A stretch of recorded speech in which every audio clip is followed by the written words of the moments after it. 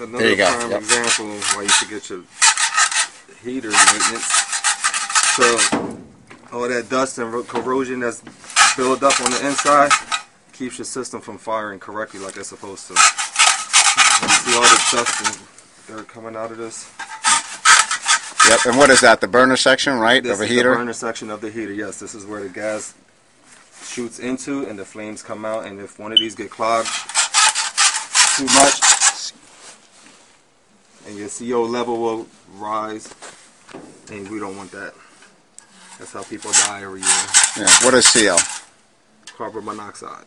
Carbon monoxide poison, right? Yes. Alright. And should always clean these on the inside and the outside. I've done the outside, as you can see already. Should be nice and clean. Now, where does the flame, when that's inside the heater, where does the flame come out of? When this is inside the heater, the gas shoots inside the tubes, and the flames come out right through here. Alright.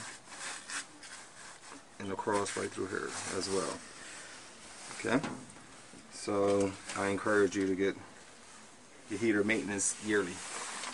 And if you want to see earlier how a lot of corrosion and dust and stuff that came out of this, and part from the heater too itself, where these lay at in the compartment.